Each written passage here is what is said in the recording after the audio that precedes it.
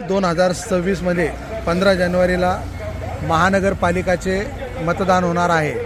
आपल्यासोबत आहे वंचित बहुजन आघाडीचे जिल्हा अध्यक्ष देवीदादा घुमारे यांनी 65 वार्डामध्ये वेगवेगळ्या ठिकाणी काही नगरसेवकांना पाठिंबा दिला असून ते आता प्रभाग क्रमांक 14 मध्ये कोणाला पाठिंबा देतील हे आपल्यासमोर बोलणार आहे। दादा बोला।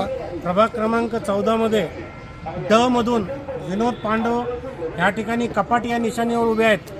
त्यांना वंचित बहुजन आघाडी जालन्याच्या वतीने आम्ही त्या ठिकाणी पाठिंबा जाहीर करतो आणि मी जनतेला विनंती करतो की ते आदरणीय नेते बाळासाहेब आंबेडकरांच्या नेतृत्वाखाली त्या ठिकाणी निवडून आल्यानंतर काम करण्याचं त्यांनी आम्हाला अभिवचन दिलेलं आहे।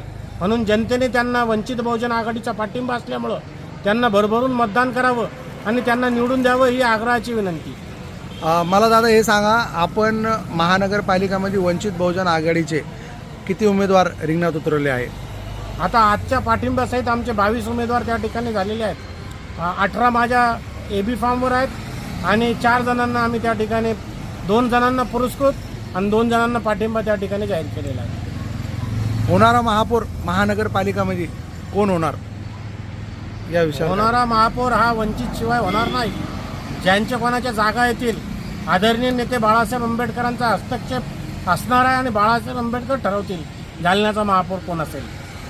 आता नुकतंच जालना शहरामध्ये अशी चर्चेला उदाहरण आलं आहे की प्रत्येक उमेदवार काही मतदारांना पैशाची आमिष दाखवून कुठे 3,000 कुठे 5,000 रुपये तर कुठे 10,000 रुपये अशी आफत होत आहे, परंतु काही लोकांना पैसे वाटून मतदान विकत घेण्याचा प्रयत्न सुरू आहे। तर त्या विषयावर आपण काय बोलणार जनतेला? मी या ठिकाणी आमच्या सर्व वंचितच्या कार्यकर्त्यांना, नेत्यांना आणि सर्व उमेदवाराला या ठिकाणी विनंती करणार आहे की BJP किंवा सेना त्या ठिकाणी जर पैसे वाटत असतील तर त्यांचे पैसे हिसकून घ्या, कारण या दिवसामध्ये पैसे हिसकण्याचे केस दाखल होणार नाहीत आणि जनतेला ते पैसे वाटू देऊ नका।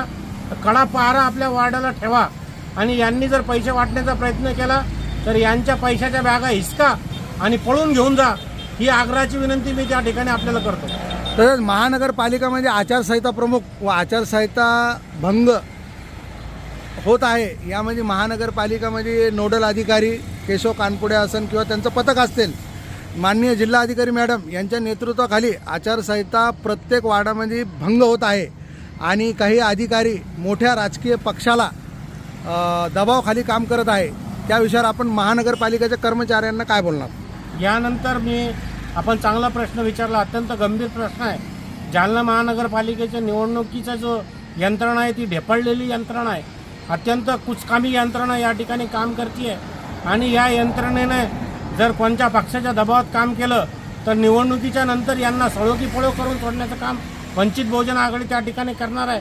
यांच्या व्यक्तिगत तक्रारीसुद्धा आम्ही करणार आहोत आणि यांना त्या ठिकाणी आम्ही निवडणुकीमध्ये अफरातफरी केले याच्या खाली गुन्हे दाखल करून अटक करण्याची सुद्धा मागणी त्या ठिकाणी करणार आहोत।